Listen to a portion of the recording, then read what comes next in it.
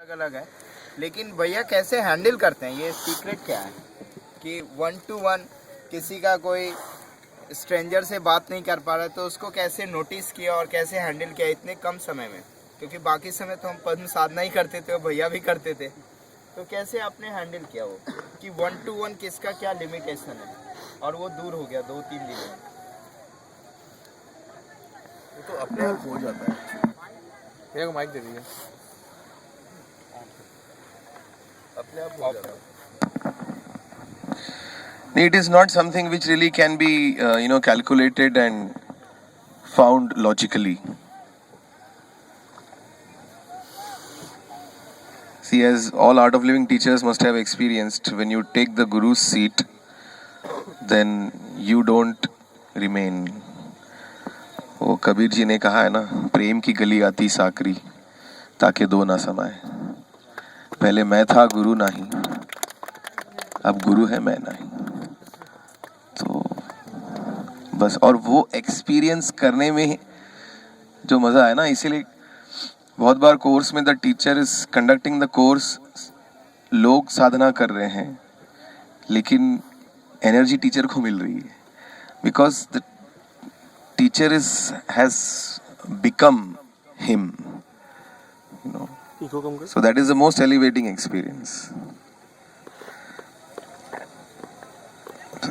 जैसे आपको लगता होगा ना कि डीएसएन कोर्स हर बंदे ने एक बार तो एक्सपीरियंस कर लेना चाहिए, या सुदर्शन क्रिया हर व्यक्ति ने एक बार तो एक्सपीरियंस कर लेनी चाहिए, वैसे an art of living teacher feels कि वो टीचर की पोजीशन से जो करना, व्यासपीठ पे बैठ के लोगों के जीवन को ऊपर उठाना, एलिवेट करना लोगों के कॉन्शियसनेस को, ये जो एक्सपीरियंस है और उस क्षण वो करते वक्त जो टीचर महसूस करता है, ये हर व्यक्ति ने महसूस करना चाहिए.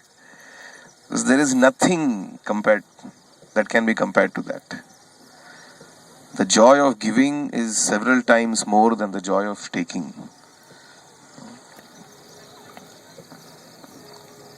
Because you become God at that time. So I think that is the highest. Yeah. तो कहते हैं ना, yoga is union. Union with the divine is yoga. So when I'm teaching the course, that is the union that I experience.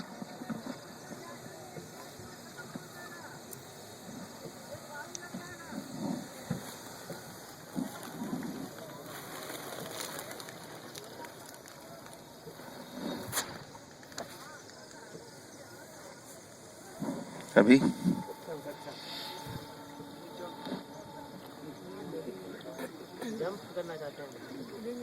करो। नहीं, अभी तो थोड़ा shallow हो गया वाटर ना, थोड़ा नजदीक आ गया.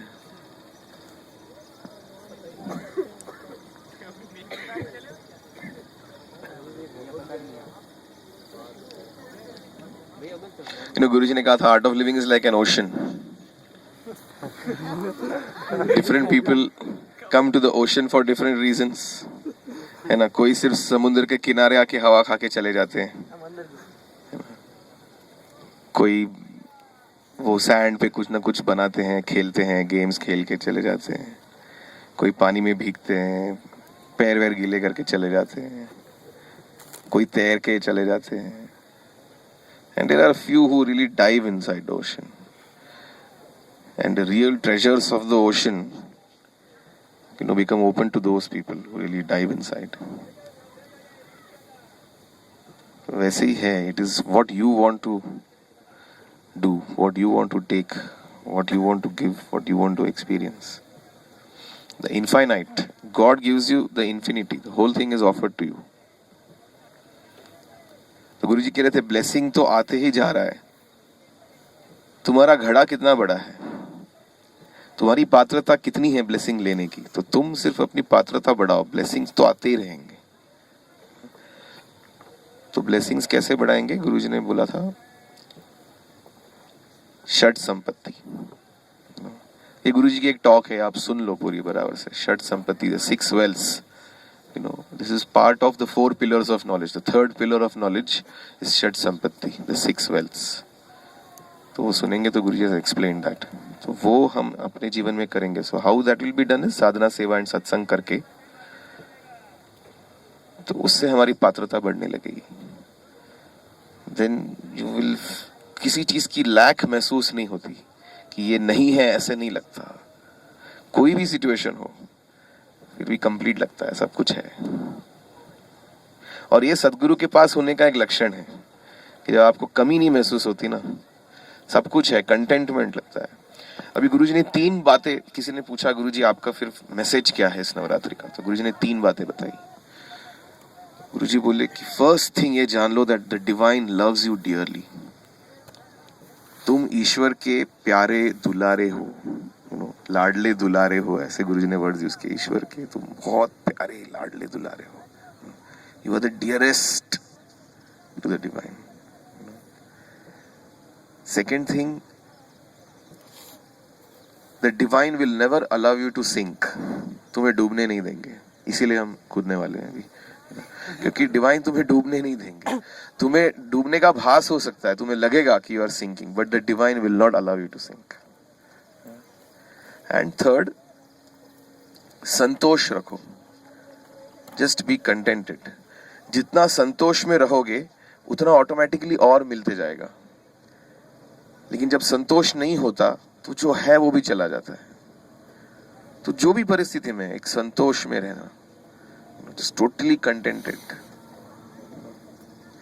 So these 3 things he said you always keep in mind. The divine loves you dearly. The divine will never allow you to sink. And be contented. Santosh.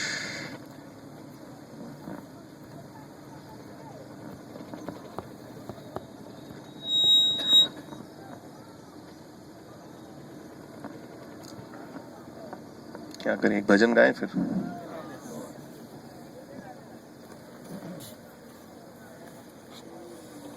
अच्छा, आप रेडी हैं?